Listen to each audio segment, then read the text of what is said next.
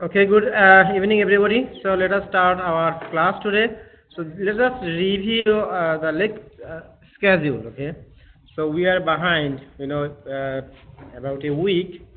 Okay, hopefully by the next 2 weeks we will give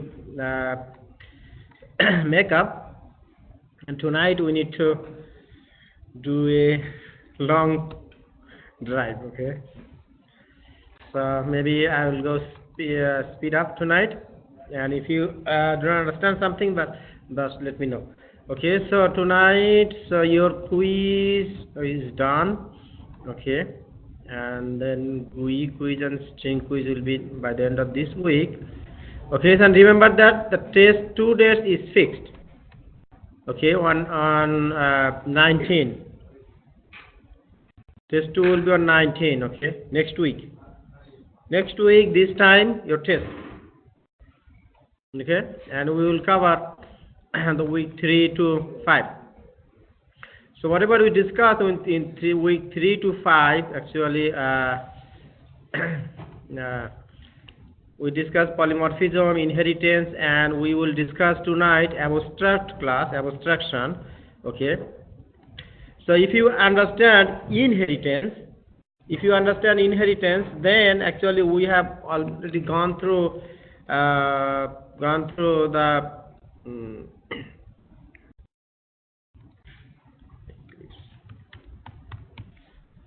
we have already gone through abstraction up. So we will discuss tonight about the remaining thing. Okay, so the term abstraction or abstract, did we cover abstract? Did I discuss abstract in your section? Okay, maybe in another section I went through abstraction. Okay, so abstraction is a concept. Okay, abstraction is a concept. Sometimes,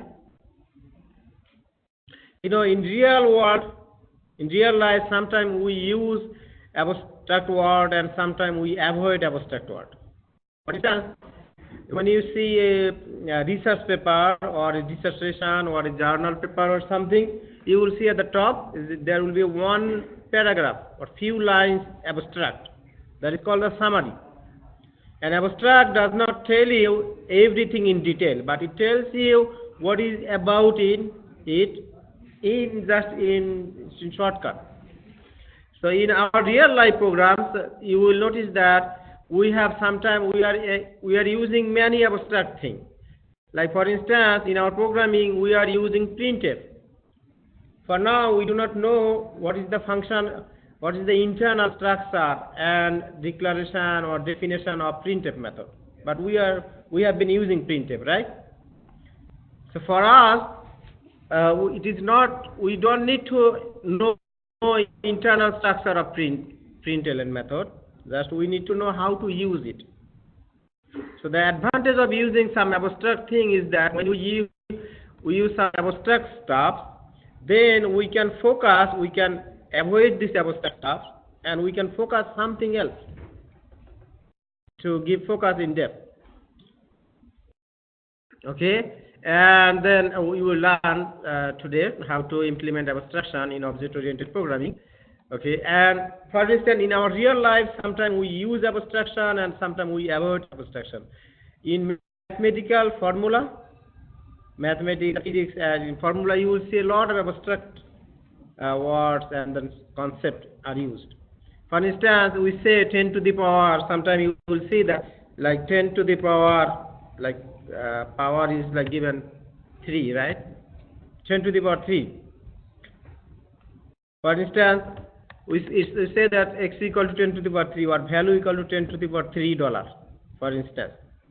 But in general and real life, we avoid this. We do not tell that, okay, if someone asks me how much this laptop cost, if it cost $1,000, I would say $1,000, but I would not tell it cost 10 to the power $3.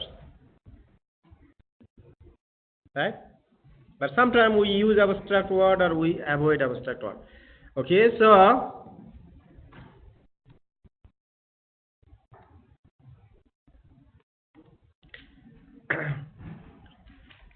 okay, in order to understand abstract, think that let us go back to our vehicle class.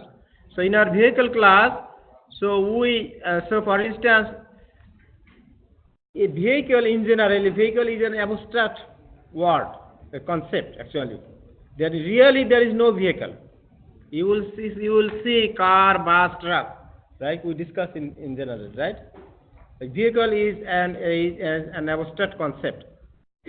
Okay. For instance, let us think that in order to be a vehicle, is there any property or is there any compulsory property of something to be a vehicle? Yes. In order to be a vehicle, it must have an engine, right? It must have an engine. So we can say that in order to be a vehicle must have an engine. Okay, or something must have an engine. But now think that there are many kinds of vehicle, and based on the vehicle type and size and cost, there are different type engine. A car has an engine that is different than a bus engine, and that is different than a truck engine, that is different than an airplane engine, right? So we know that a vehicle must have an engine, but it depends on the type of actual concrete vehicle. Okay. So let us think that as how can we implement abstraction in our program.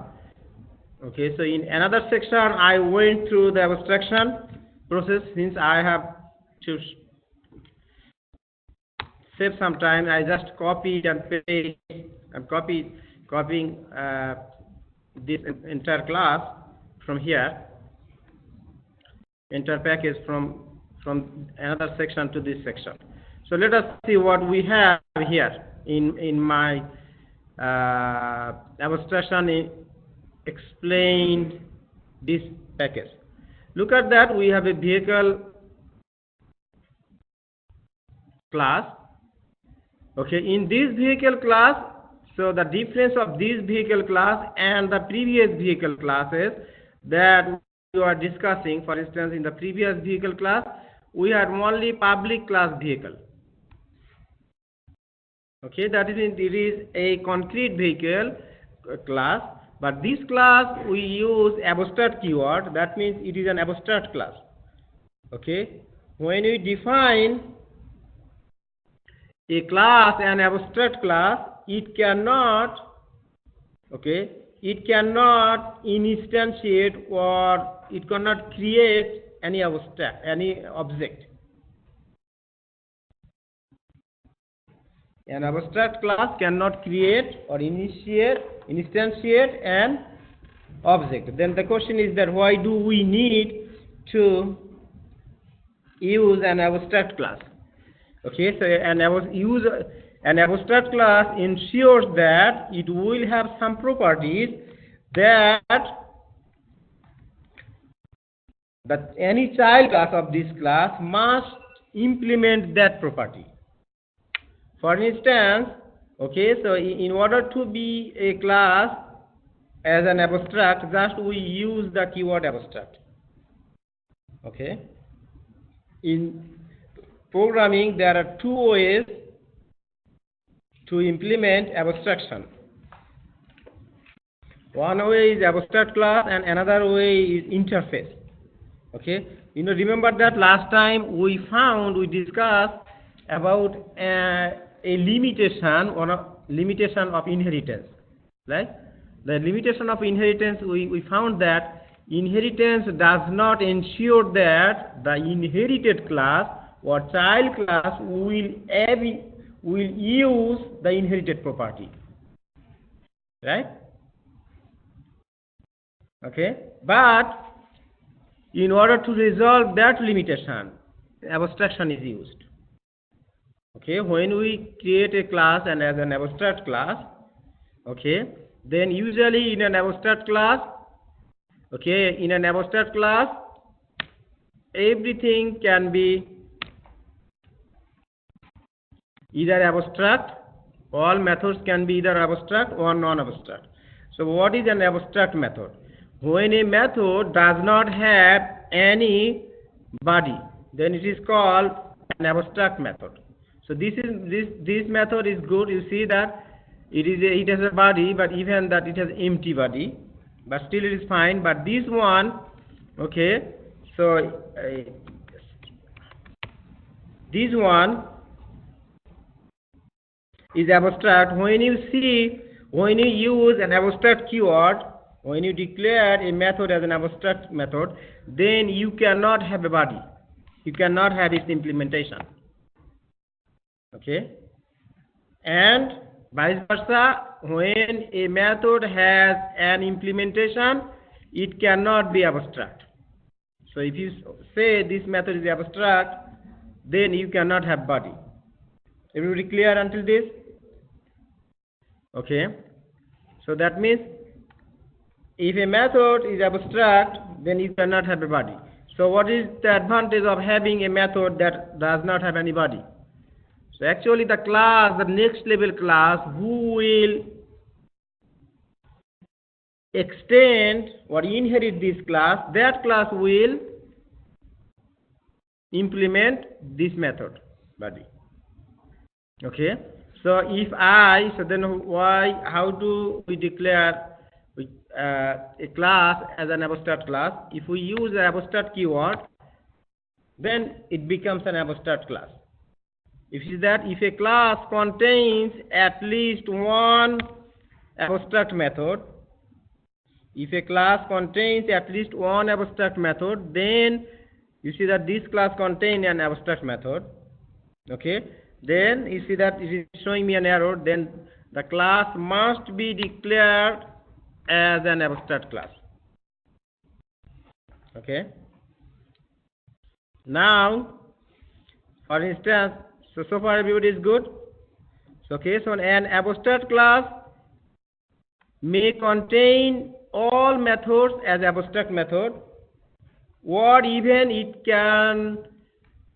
cannot contain any non-abstract method. You see that even I cannot, if I do not have any abstract method, still I can say this class as an abstract class. Although I do not have any abstract method here, but still I can declare this method as an abstract method. Okay. But if I see this as an abstract, if I declare this as an abstract class, then I cannot tell this way. I cannot create, you see that? Actually here.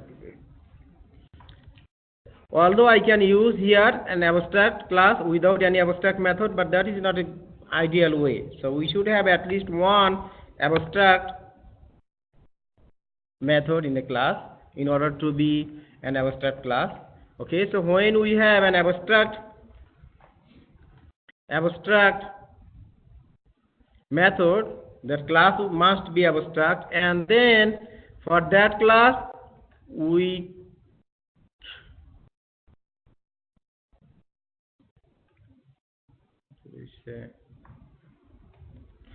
cannot instantiate, we cannot say, actually it should not be done.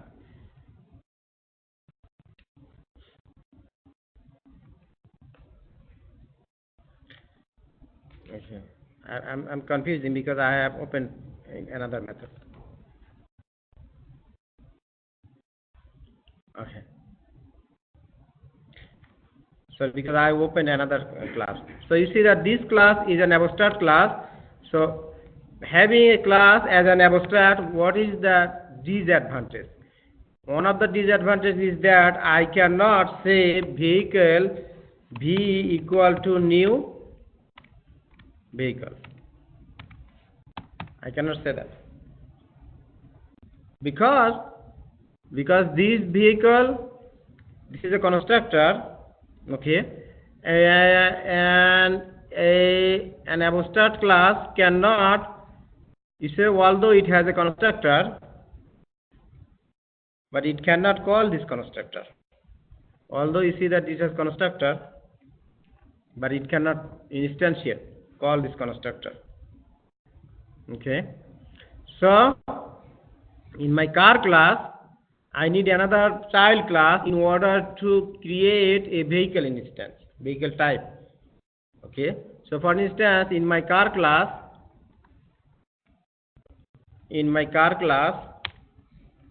if I extend an abstract class, then you see that it is showing me an error. What is the error? It says add unimplemented method. What are the methods I have in the vehicle class as an abstract? I must need to override, or even if I do not use the override keyword, last time I discussed, I need to, it is actually called override, redefine the method. Okay, even it is an empty body, it's needed. Okay, so however you will implement it, that depends on your child class, but it must be implemented. Okay.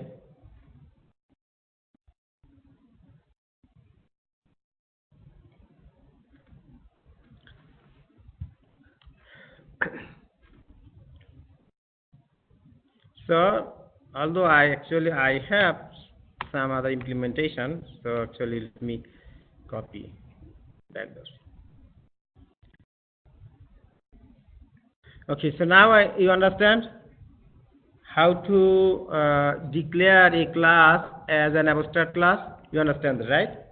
Okay, and then once I have an abstract class, I cannot create an object using this class constructor. So I need a concrete class, for instance, that will car class that will extend the abstract class, and we will use in the car class. You see that we cannot use this constructor, so we cannot write this line. So then, for instance, we can create a car instance of a type vehicle, because we know that all cars are vehicle. Or we can create a bus instance, because we know that all buses are vehicle instance. We discussed this, right? So this is the way to use abstract class. Yes. I just had to think it through. Okay. Okay, this is the one way to implement abstraction. Okay, so I mentioned that abstraction is a way to resolve one of the limitations of inheritance that ensures that the vehicle method has the engine property, and it ensures that whichever class will extend this vehicle class, that class must implement, or we can say use or implement or define the has engine method. That means this is one of the limitations of inheritance is resolved, right? Okay, so we discussed, we figured out another limitation of inheritance, that we told that in Java does not allow multiple inheritance. That is, Java does not allow a class to have multiple base class, father class, parent class, right? Like for instance, as a human body, so far for a child cannot have multiple fathers. Okay. Same thing, since object-oriented programming is real life related, so same thing in inheritance it should be. Okay, but you remember that we may have different kind of multiple fathers. Maybe father-in-law, foster father, right? Maybe other kind of father, friend's father, maybe. Okay, so in addition to our biological father, we may have other kinds of father, right? Okay, so in abstraction, in the concept of abstraction, we use interface. We can use interface in order to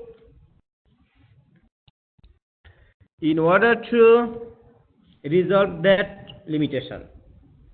Using interface, we can have multiple parent. That means through interface, you see that through inheritance, we cannot through inheritance normal abstract we cannot say object. We cannot have multiple parents, or even we cannot say extends. We cannot say this. This is the limitation, right? So this limitation can be resolved by using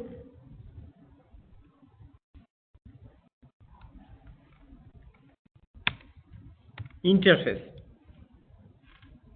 Okay, so let us create an interface. Okay, so how can we create an interface? Just go to the same way, do a right click over here, go to new,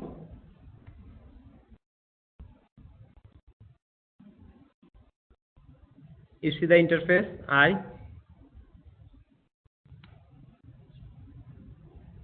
Okay, if you click interface, then everything is same. Okay, so then I can say people in general, by declaring an interface, people in general say I at the beginning. I may be vehicle.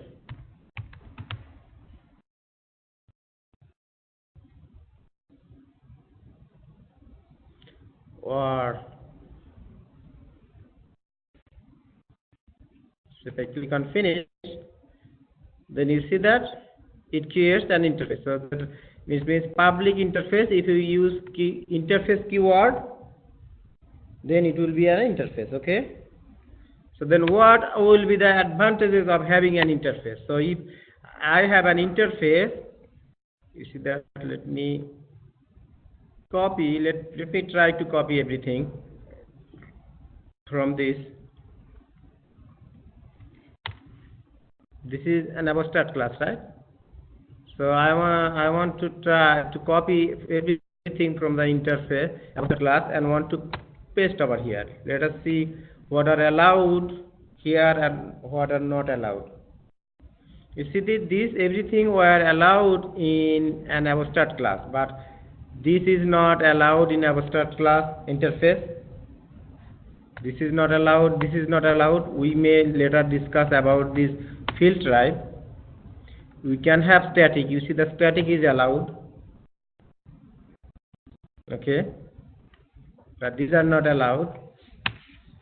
And you see that. So in the difference between, there are some differences between interface and abstract class. One of the difference is that in an abstract and in an interface, everything is abstract. In an interface, everything, all methods are abstract. So in an interface, you cannot have any method with body. Okay, so then this is fine. So this is already fine. And in an interface, by default, every methods are abstract. So even you use the abstract keyword or not use, then fine. Everything is same. Okay. And then in order to fix this one, we need to delete this.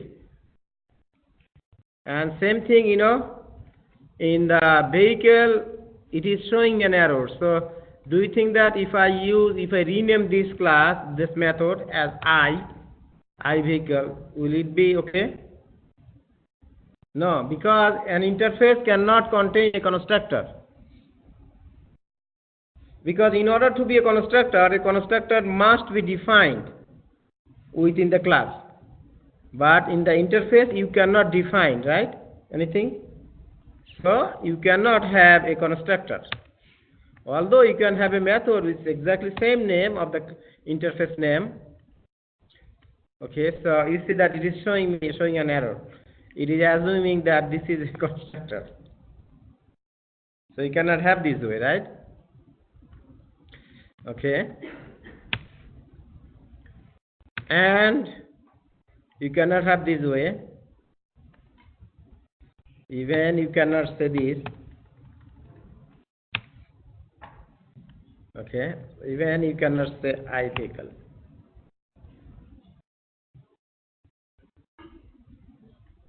Okay, actually it is maybe if I use void, then it should be fine. Okay, the reason is that if I use void, then it will be fine. But you know that we discussed that a constructor does not have a return type, even void. It cannot have void. So this is why now it is different. Now it is not constructor. So now it is allowed. But if I say, when I say this one, then the compiler is considering this I vehicle as a constructor. But this one is not a constructor, because remember that a constructor cannot have a return type. Okay, so this has return type, so it is not constructor. But this is constructor format. Okay, so this is not allowed. Okay. So you see that everything in an interface is abstract. That means you cannot have an implementation for a constructor. Okay. For anything, you cannot have an implementation for any method in an interface. Okay, so now if you have an interface, for instance iVehicle, then in the car class or any class, how you will use that method interface? You will use implement keyword and then vehicle, iVehicle. Okay, you may have multiple, this is showing an error, right? What is the error? It is showing that it says add unimplemented method. Okay, which method was? Maybe this one. We need to implement. Okay, so similarly I may have another interface. Let me say it's JVehicle. Let us give me a different name.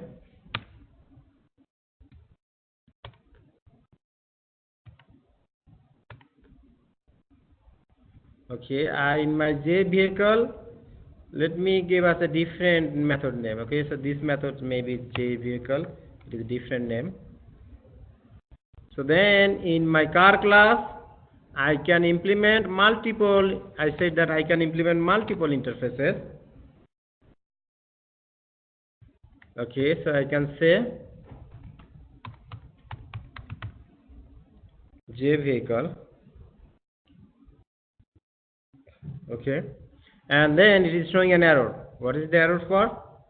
I need to add unimplemented method. What is the unimplemented method? Remember that here is JVehicle method, so I need to implement it even it is an empty.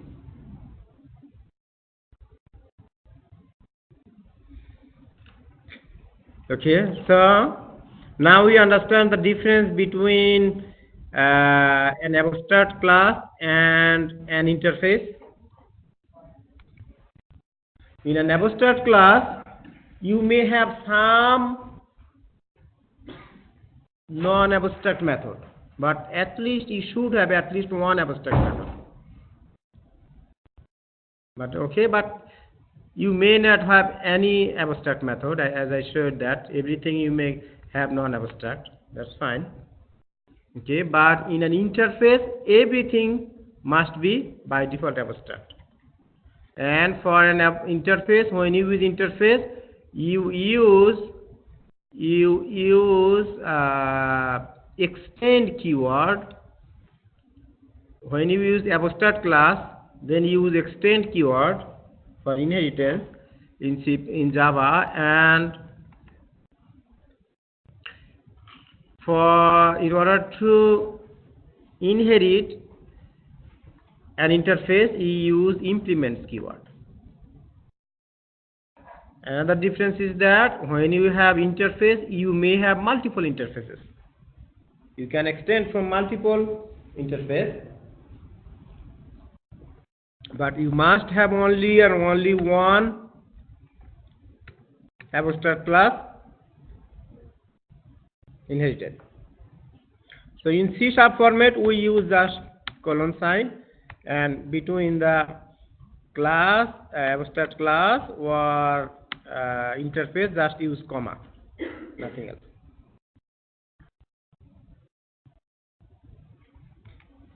So everybody is clear? This is a good question for interview. What is the difference between an abstract class and an interface? Okay, you should know at least 4 differences. There are 4 differences between, major differences between an abstract class and an interface. What are the differences? Let us recap. Okay. So in an abstract class, you should have only at least one abstract method, but you may not have any abstract method. All can be non-abstract. But that for nothing you can use abstract keyword. But in general, we should have at least one abstract method. Okay, when a method is abstract, you cannot have its implementation in place. So who will implement that? The class, another class, next level class, who will extend this class, will implement this has engine method. This is compulsory, but implementation of test method in the derived class is optional. If you do it, that is called method overriding. We discussed method overriding in the last class, right? Okay, so what are other differences?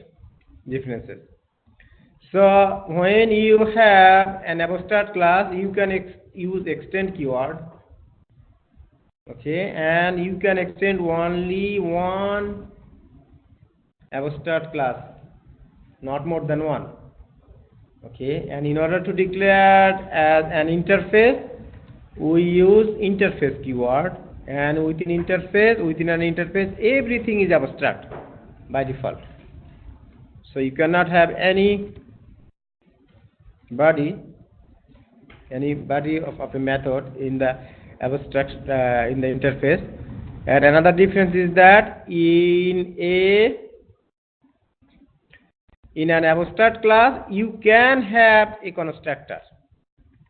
You can have a constructor, but you cannot use this constructor in order to instantiate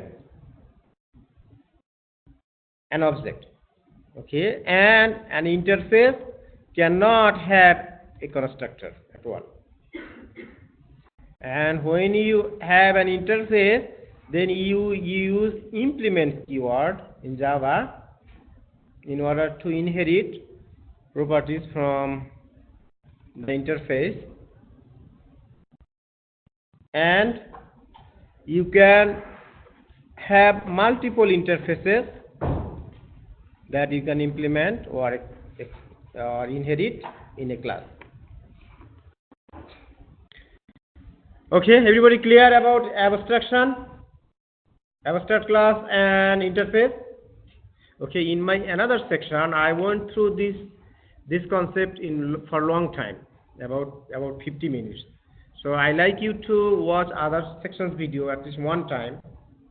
Okay, that because I have to shortcut in discussion. Maybe you will get some, but I focused and I discussed major things. Okay. So I like you to, so please watch other sections video at least one time. So for this one, if you go to the YouTube class list, and then so other section means your section is 3, then section 2. In section 2, we made for 50 minutes class. So, and we did not lose only one, lost only one class. So you see, I explain abstract class and interface. So I like you, so please everybody please watch this video at least one time, so then you will get more idea about this. So okay, so far we have discussed 4 all important principles of object oriented programming concepts. So anybody have any questions about this? Anybody? So these are the main principles, although I took long time. I discussed with PowerPoint slides.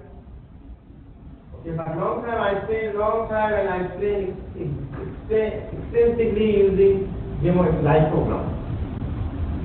Okay, anybody has any confusion about the 4 major principles of the object-oriented programming?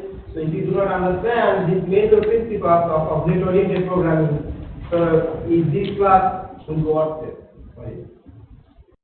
Okay, so these are the foundation of object-oriented programming,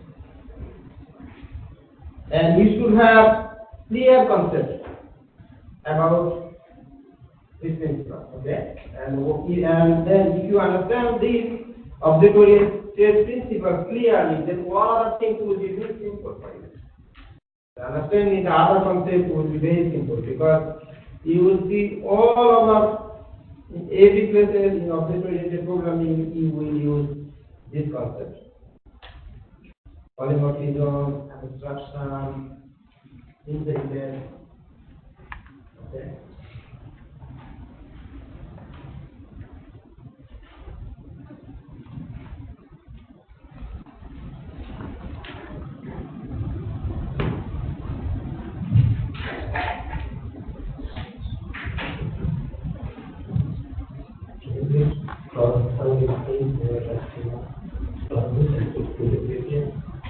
Maybe last class I did not give that.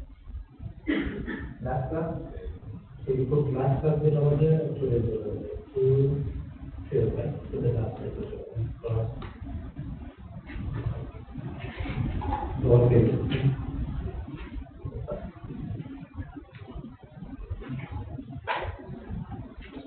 Okay, so good.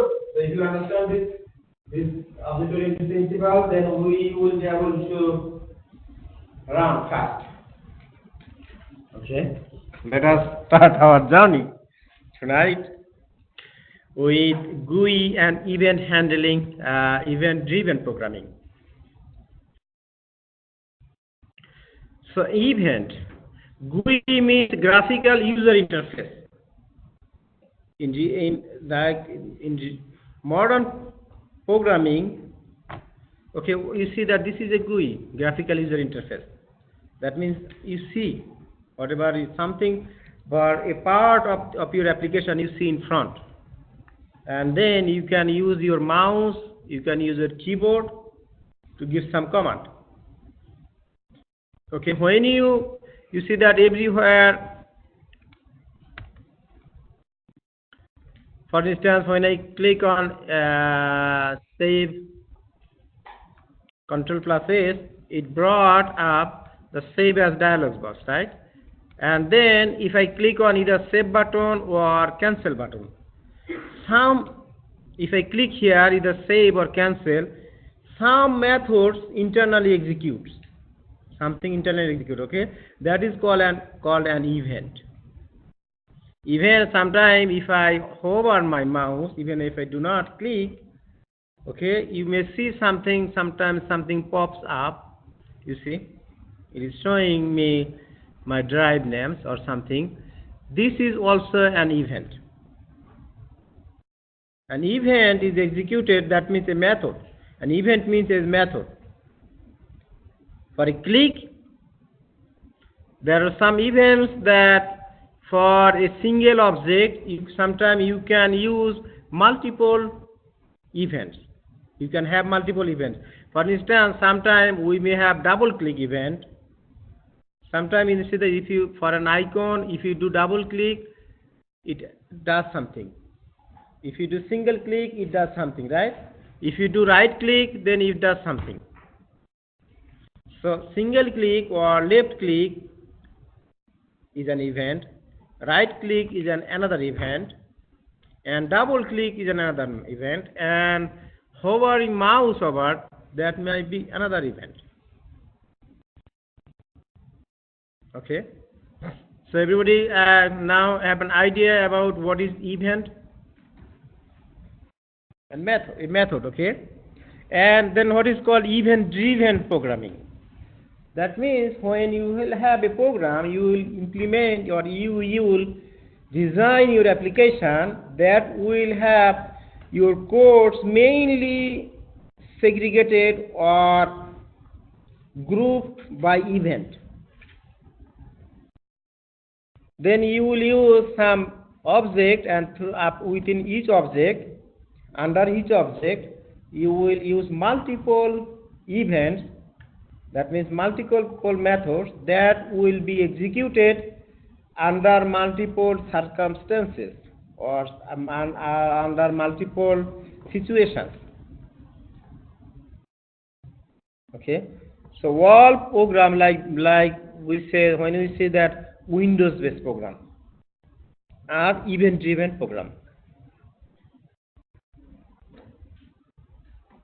Okay, so far we have seen that in Java, so far we have seen in our Java programming language that we are writing program, okay, and then when we executed our program,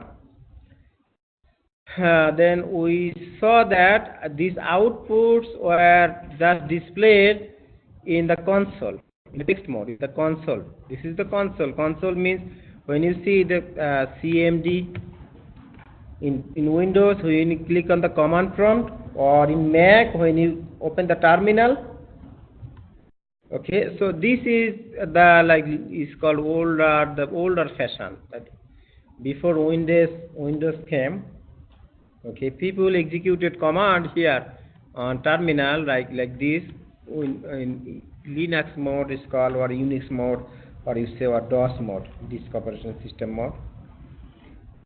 Okay, so far we had executed the programs we discussed with. Those are mainly like command based, Windows like DOS command based. Okay, this type of program. See that this is our console window. That means this is our command window. Okay, but in real nowadays you see that all applications are Windows based, graphical GUI based, graphical user interface based. Okay, and okay, Java allows both command line programming, command based programming, and as well as Windows programming. So in order to do Windows programming, there are some other applications, extended tools. Like one of this is called Java FX. That earlier time it was Java Applet. Okay, there are some other. If you do a Google search, there are some other old versions of Windows programming. Okay, but those are possible. But in academia, those like Windows programming are not focused. In academia, you will not be taught like those kind of Windows programming unless you take a project class or software engineering class. So this class is the foundation of object-oriented programming. So in this class, we are not supposed to learn event-driven programming. To learn how to develop an application, how to develop a game by taking this class, you are not supposed to do that. But you should have an idea. Some of you might have curiosity that so far we did like programming, whatever program we did, that everything output was showing in a console. Okay, but you may thought that is there any way that in Java, with Java, is it possible to do graphical programming? Yes, it is possible using Java to do graphical programming, So in order to do that, there are different kind of extended application. One of those is called JavaFX. Okay, and C#, it is called form, and there are some other types. There are some other applications. Okay, but in this course they have added just few slides for discussing GUI applications, just to give you some idea, okay, that it is possible to do graphical programming when you understand the object-oriented principles, and you will see that all the 4 or 5 object-oriented principles we discussed, everything will be used in your in this graphical programming or all programming. So here in this slides, that we have a few slides just to give you some idea about graphical programming, and once you understand the object-oriented concept, graphical programming really will be interesting. Okay, so let's go through this slide. Let us see what are there in this slide. So JavaFX is mainly for the not only the latest one, but this is a good addition of JavaFX. But there are other graphical interface, like as I mentioned, what is that called, applet, and what else? There are some others.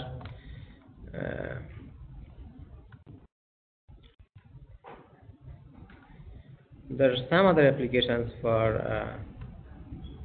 let me see.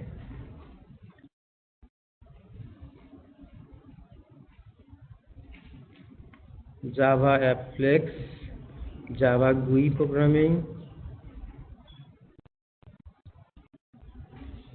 I'm just recalling the name. AWT. Java. There is another. Is called Abstract Window Toolkit. It's called AWT. AWT can be used to develop you see that these few lines of code, like these 3 or 4 lines of code, it will create.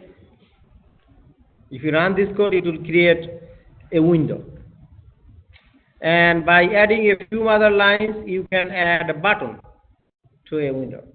And by adding a few other lines, you can put some commands.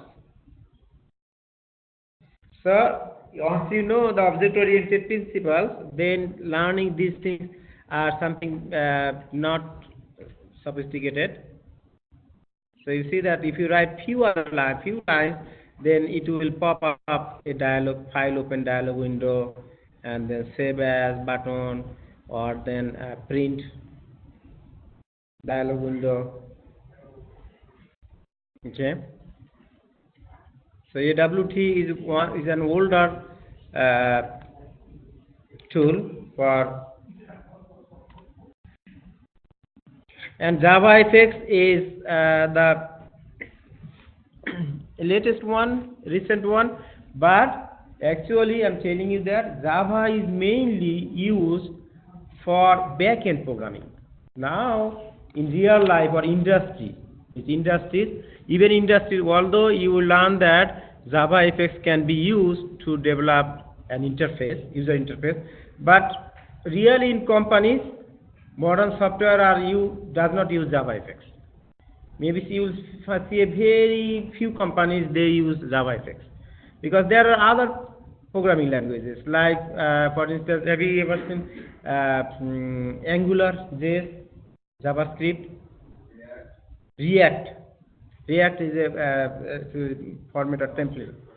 Yes, actually those applications, those programs are used with Java. Actually Java is used for backend. For instance, think about this building.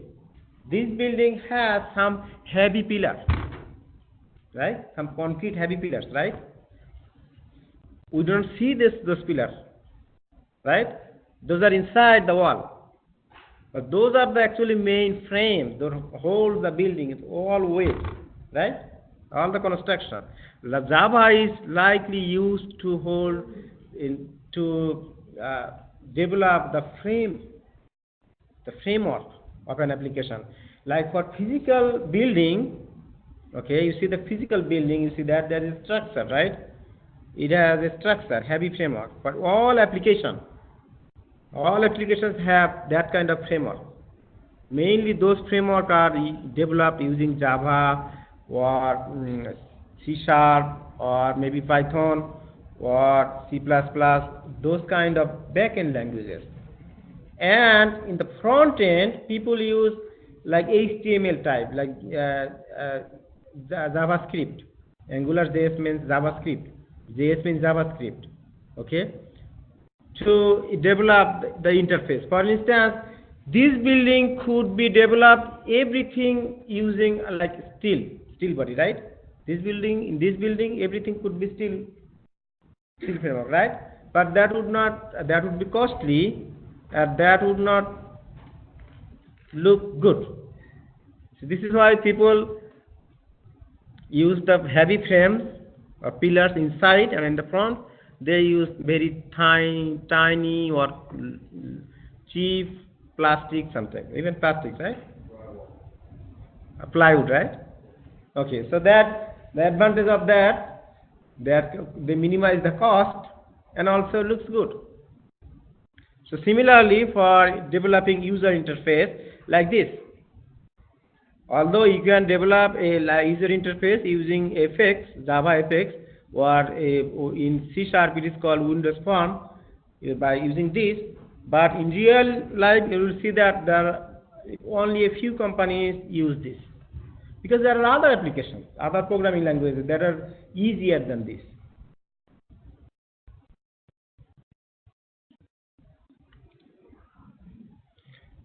So in the graphical coordinate system, we know the coordinate system. In geometry, we know the coordinate system, right? In geometry, Control P. We know coordinate system, but in geometry we really have like 0 point in our coordinate on the bottom left corner in geometry. But in programming, in graphical programming, we have this coordinate at the upper left corner. The difference between, so for instance, in normal geometry, we say this point. How do we measure this point? We go this way, x-axis first, through x-axis, then we go up through y-axis, right? Then we would say this point like 699 to 399, this point. But here in graphical programming system, all coordinates start from the upper left corner of your screen. Like for instance, this is a monitor, and your monitor's corner will start from here. 0 point will be here, okay? And then think about that. This is x-axis. X increases this way, and if y increases, then y increases down way, towards down. It's reverse order, right? Sometimes this is why you need to remember this. Otherwise, sometimes you will be confusing. For instance, if you have an object here, for instance, here if you have a button over here, okay, then this button will be, or this object will be measured, will become from starting from here, then it will come all the way right, and then when it comes vertically, then it will come vertically down. But in geometry, we would go this way. We would start from here, then we would go right, then we would go up.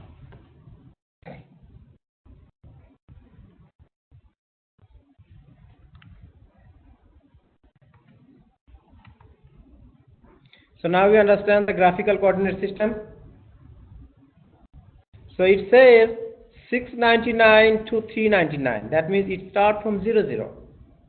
Okay, 0 to 699, that means 700. It's called 700 by 400 pixel. Pixel is a small unit. Small unit means a very tiny dot. The smaller the dot pixels are, the resolutions are called higher. It looks bright. and it looks good.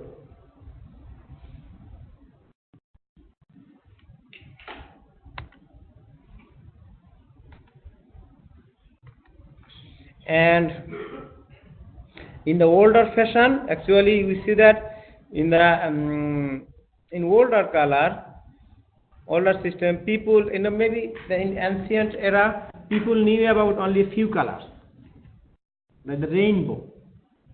Rainbow has 7 colors, right? People say that, right? People say there are 7 colors, the prime or the basic 7 colors. But now, or sometime you will see in programming, there are the colors are mainly classified with, it's called RGB, red, green, and blue. RGB, R for red, and G for green, and then B for blue. So the combination of RG can be in hexadecimal system, 2-digit hexadecimal system. So that 2-digit hexadecimal means 00 to FF. FF means 00 means 0 to 31. That means 0 to 31 means 32, right?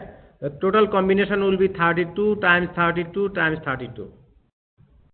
So this is why in modern programming, or you see many, very many colors. But maybe people like 30 or 40 or 50 years ago or 100 years ago, people knew only a few colors. Red, blue, green, something like this. Even if you have some wall paintings 100 years ago or 50 years ago, you see that colors were only few colors. But now you see that there are a variety of many different colors because of this combination, large combination.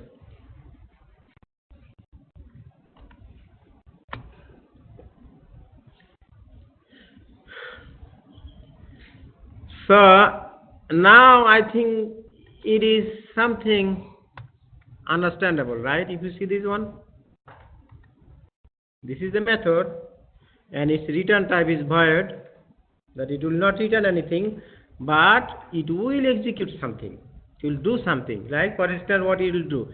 This stroke line, this method will draw a line in the current stroke color, okay, starting at X start. This is the position you give, double type X start and Y start position, and ends at X end Y end position. And for instance, this set line wide, this method is used to set the wide in pixel of line what you will be drawing. So for instance, there is an example. This method will be used to draw a line from this point 50, 100 to 150, 100. That since the y coordinate is unchanged, so this will be a straight line through x-axis. So as I told you that once you understand, at this point, since you understand the basic object-oriented concept, now this should be easy for you to understand. What is here? Now let us see. What is here? It says protected, override, void, that one paint method. We understand what is override, right? Because this method was only initially developed in somewhere in an abstract class or in an interface. And we need to override here in order to implement, in order is to have to give our own implementation, own body. Okay. So this line, do you understand this line? Graphics G. So graphics, this is a type, right? The class. G will be E dot graphics. This E is another kind of object, right? We are calling this graphics. Maybe this is constructor. This is C# format, calling the constructor. And this line, you understand this line? Pen equal to new pen, brushes dot red. And if you see that when you see a class name in uppercase is called, so this red method is static method. Right? Remember that a static method is called by its name, class name. This is a class name, Whenever you see that something started with an uppercase, you will understand this is a class. And when you see that something started with lowercase, this is an object. And you see that z.draw. This g object will draw. We'll call this a draw line method, and with its first argument pen object, and second one, this from here, these 2 points is the starting, and to these are ending. And this is base, not one pen. So you see that once you understand object-oriented concept, so by you writing few lines, you will be able to build and start building an application. Okay, so people who are taking C# course, is called C#. There is called Java is form, C# form. Okay, so in your lab you should learn how to install. If it may require to install some extra plugins to develop this, or in Java I will show you that. Maybe I don't need to go through all of this, but you see that these are also in C#. But in Java, I'm talking about Java, it is called FX. Java is FX. In order to use Java FX, that if you want to use Eclipse, then you need to install a plugin, Java FX plugin. You need to install that plugin in order to use Java FX. Okay, I think these are the fine. I'm telling you, this is a label. So this is a username. These are label. This is text box. Everybody knows this. This is password box. Okay, this is a button. A button has a label. So you can have multiple events for this button. For instance, the left click, right click, double click, mouse over here, something.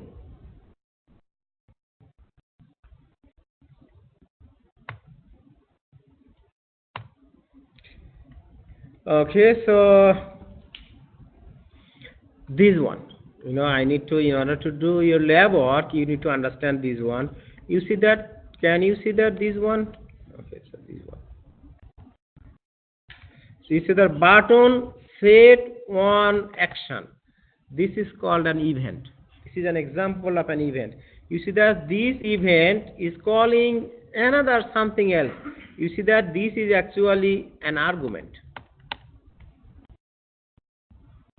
What it is doing here, this argument is creating an object. So when you use new operator, right, it is creating an object, event handler. And then event handler is creating not only a single object, it is creating a group of objects. All of these objects must be type action event. And this, in order to do this, we need to override the handle method. Over here, you see that these entire things is argument, and this is used. This entire thing, you see that, where in general we have a semicolon at the end of a statement, right? Then for this statement, where is the semicolon? There are some semicolon inside. You see that there is a semicolon here. This is the end of this line, but this is the end of this line. But this is the end of this line, this instruction.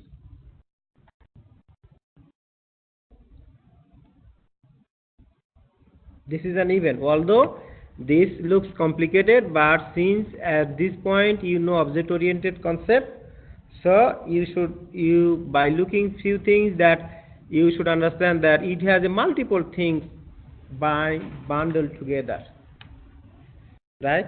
So it has override, it has a method, this method again calling an argument, action event, and E, and this method is calling E. Also E is not used over here, so maybe it may be used somewhere else. You see that how complicated these are? But once you understand the object-oriented principle, you should know like this how to use this, because there are tons of examples and the resources to use how to develop an application like this. You don't need to sometimes memorize this.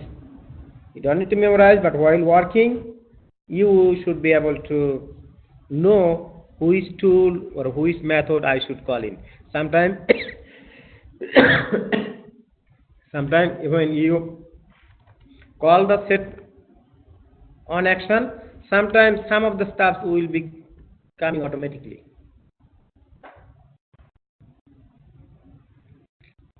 And this is a C# code. Let me see how many slides I do have. I have 4 more slides. So it says radio button, check button. All of these are called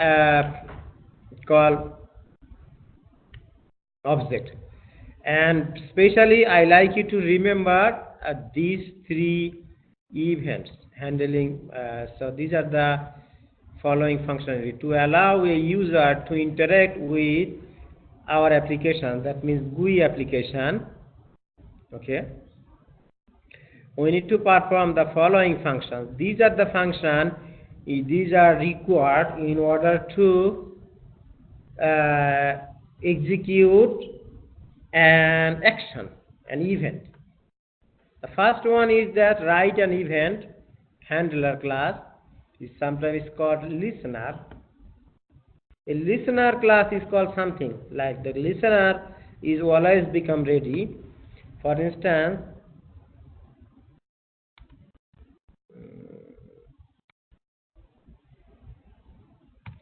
when you call Control P, just I type in Control P. Just the you see the print dialog box came here, right? It's larger. See that? So it has some events and some listener. Listener means this listener are some object or event that are ready, that are instantly ready, and it is waiting. Okay, as soon as you click on it. Okay, so even if you click now if I click on the print button, okay, I do not expect that my computer will wait 2 minutes or 30 seconds to execute my print, right? Print order. I expect that as soon as I click print button, then it should start printing, right? It should hit on the printer. Or as soon as I click on the cross button, it will cancel. But I do not expect that as soon as I click cancel, then it will wait 5 seconds. Then I will be bored. And as soon as I hover my mouse over here, it shows that, you see, it is showing me the close caption. So these are the example of listeners. That is, there are some events that are ready to listen your order.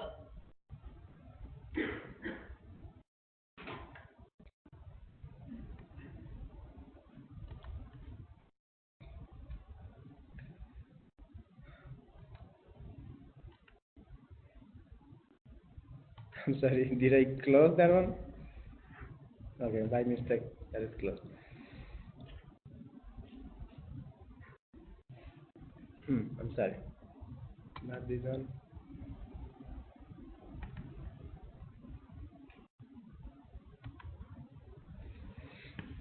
I'm sorry, it is closed.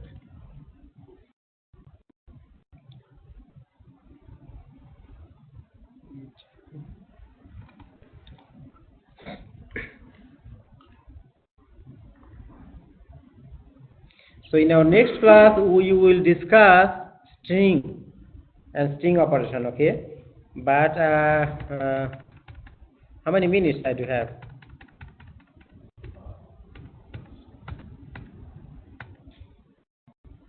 Okay, so this is an example of event handler. Okay, we are going through this slide, okay? So this slide is important, okay? So memorize this point. So write an event handler class called listener and then instantiate an object for that listener and then register the listener one or more component. That means link the one or more object with the listeners. That means whatever you have written your code, link that code with an object. For instance, with a button, that you can click on the button in order to execute your event.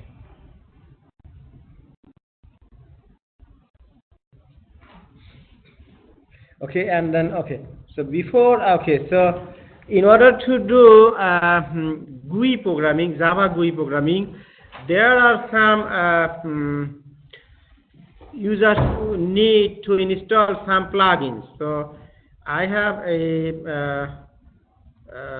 recorded a video.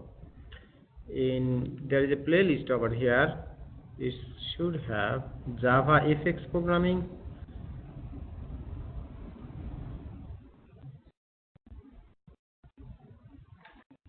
This is Java and accelerated Java. Okay, Java FX GUI programming. So I like you to go through these videos. You see the 3-minute videos.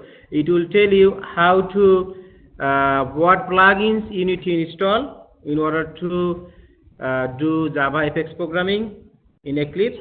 Just you see the 3-minute video, right? Watch the 3-minute video and for your computer install the plugin. And for this video, if you want to start graphical programming with Java FX, okay, so just watch this 30-minute video. Then it will give you a heads up, how to start a Java FX programming. And this programming will give you like to heads up the GUI program with Java FX to add 2 numbers. For instance, if you watch this video and if you practice it, by the end of this video, it will show you like 2 calculators, like calculator type. Like for instance, if you enter a first number over here and second number over here, and then if you click on the plus button, then it will show you sum of these 2 values. Okay, whatever you put. Okay, so once you understand this, how to add 2 numbers, then you should be able to do how to subtract 2 numbers, a number from another number, right? Then you should understand how to multiply those 2 numbers. Thus, there will be a single difference. Instead of plus sign, you will use minus sign or multiplication sign. Okay? So, in order to start your lab work for GUI programming, just start, please watch these 3 videos. Okay, these are for Java FX, and the people who are taking Windows Phone, there are tons of videos online. Okay, online resources. Do a Google search on YouTube, search and find a startup video for Windows Phone programming, and then you will see some idea to start off. Okay, anybody has any question? Yes. Sorry? I don't understand you. Come in. What is your question? Is the Java event loop blocking? Like, is the I/O blocking? So if it's handling one I/O, can it handle another one at the same time? I don't understand what you are talking about. If a Java I/O, like you press a button and it activates a function, does that function have to, and let's say for instance that function returns a value, so if that function returns, so whenever that function returns a value, can you continue to give inputs and it continue to run operations in the event loop? Yes. As that? Yes.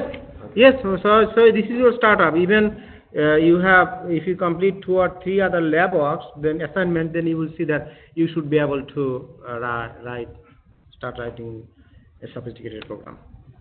But your main foundation is the object-oriented concept. Okay, so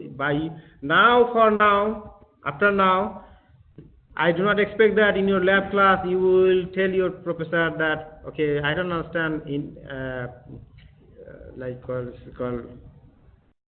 override, how to override and why it is needed to override, how to create an object, how to call a method. Okay, you should have learned by this time. Okay, and then these are actually These are just this graphical programming that give you a startup. In future, in your next advanced level course or project, so you will be able to start writing graphical programming.